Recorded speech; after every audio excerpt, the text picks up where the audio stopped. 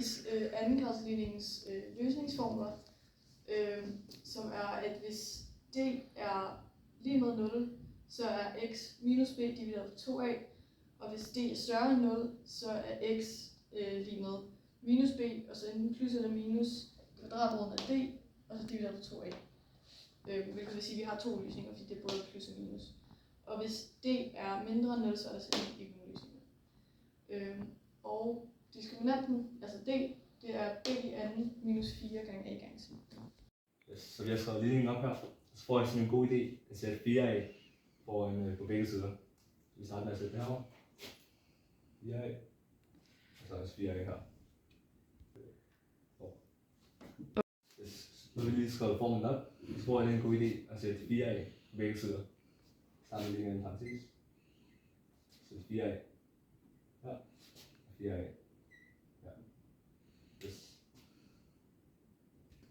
Så er vi nu gange 4a ind i parentesen. Så det har vi så skrevet op sådan her, hvor det er 4 gange a i anden. Så er x i anden. Så der er skrevet plus 4 gange a gange b gange x. Så plus 4 gange a gange c. Så det er lige med 0 gange 4a. Yes. Så. Okay, nu har vi så reduceret det her, og vi ved, at næsten lige meget hvad du ganger med 0, så bliver det 0. Og så gør vi så det, at vi sætter b i anden på begge sider af lighedstegnet. Så nu, Claus, har jeg fået en endnu bedre idé, end hvad Ryan og Luna har fået. Ved at jeg tænker, at hey, siden vi allerede har noget med, at der er 4ac inde i vores formel lige nu, eller ligning, så kan vi bare sige, at vi kan bare lige minus det med 4ac, for at udligne det på den anden side, mener herovre. Ja, så vi udligner på begge sider, for så fjerner den komplet. Så i den næste linje, jeg kommer til at lave, så er der ikke nogen AC mere, 4ac mere. Så Claus, nu har jeg fået endnu bedre idé end de forrige personer, som man forklarer den linje her. Hvad jeg tænker, at siden at vi alligevel skal minus 4ac herover, så kan vi bare udligne den her 4ac lige her, for bagefter at gøre det mere simpelt, og så bagefter i den nye her, forkorte den mere. Nu Claus, jeg har en endnu bedre idé end før. Det jeg gør nu er, at som jeg skrev allerede lige heroppe, har jeg forkortet alt, hvad der stod her, fjernet den der 4ac ved at udligne det herover.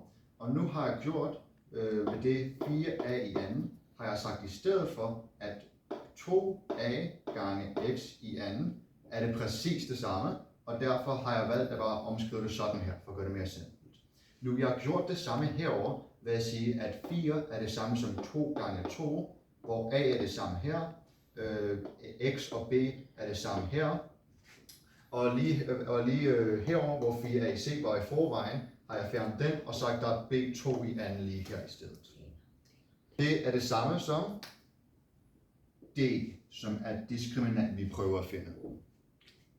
Okay, så vi har reduceret det her ned til det her, hvilket vi kan omskrive til det her ved hjælp af den formel heroppe, fordi at vi har de her to tal, som står i anden, hvilket vil svare til heroppe til p og q, hvor der så også efter står plus 2 her gange p gange q, hvilket så i vores hernede vil svare til plus 2 gange 2ax gange b.